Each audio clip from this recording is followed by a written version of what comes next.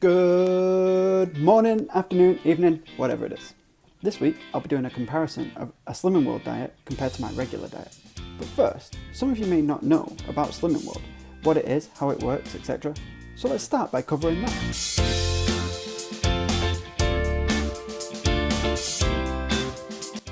So, SlimmingWorld is a UK-based weight loss organisation, similar to something like Weight Watchers, which is popular in a lot of countries. The basic premise being that you follow the diet plan and attend the weekly meetings or weigh-ins, which provides support, updates and tips from the other members. The diet itself focuses mainly on satiation and the energy value of the food that you're taking in, helping you to feel less hungry and control the overall amount of food that you're taking in. It breaks down to 3 food groups: free food, healthy extras and sins. Free food, you can eat as much of this as you like. You don't need to weigh it, you don't need to measure it or count it at all. Examples of free food are lean meats, fish, eggs, pasta, potatoes, fruit and veg. The healthy extras are split into 2 sections, healthy extra A and healthy extra B. In extra A, you have things like milk and cheese for calcium.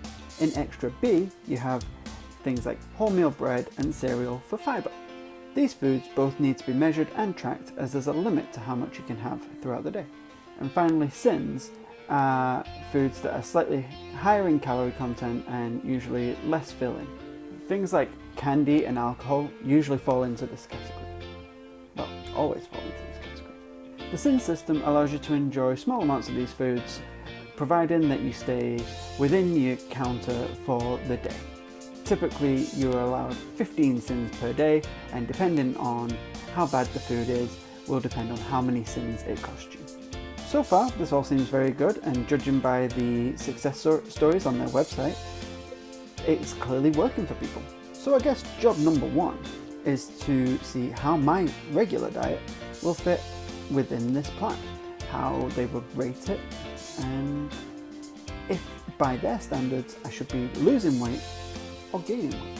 So here's my breakfast: 2 slices of wholemeal toast with 10 grams of margarine, and a coffee with 20 ml of skim milk. The calorie and macro information for this will be on here somewhere. So with SlimmingWorld, this meal, the bread would be counted as my healthy extra B, the margarine would be 3 sins, and the milk is part of my healthy extra A. I'm allowed 350 ml of skimmed milk throughout the day, and obviously this is only a part of that. So far so good. Next up, a couple of hours later, I'll have a piece of fruit. Now, the calorie and macro information for that is in the same place, I guess. This is free on SlimmingWorld, so there's no extra information to add for this one. At lunch, I'll have a sandwich, a little bit of chocolate, and a protein shake. Again, calories and macros in the usual place. Now, for this one, on SlimmingWorld, from what I've been able to gather, the protein shake should be about 5 sins. The bread is now 4 sins per slice, as I've used up my healthy extra B. And the ham, the total for the amount of ham that I used is 5.5 sins. The margarine, once again, is now 1.5 sins, because I use about half as much as I did on my toast. And the chocolate is 5 sins per pack, so that's 10 in total. Now this is a total of 33 sins for the day, and we're only just getting started. Now before I finish work, I tend to have a cereal bar and a coffee. This adds 20 ml of milk to my healthy extra that I started earlier. Then add another 6 sins for the cereal bar, for a total of 39 sins so far. Now fast forward to dinner, and for me it's usually 200 grams of chicken and 100 grams of broccoli. I'll usually have that with a protein shake and 250 ml of milk. Again, calories and macros down somewhere. Now, the food here on SlimmingWorld would all be free, so no need to count anything for that. But the protein shake, as this is a different kind, would be 6 sins this time. Now, the milk would be obviously my healthy extra, continuing on from before, but the actual powder itself would now put me at, what are we saying, 45 sins for the day. I'm not doing good.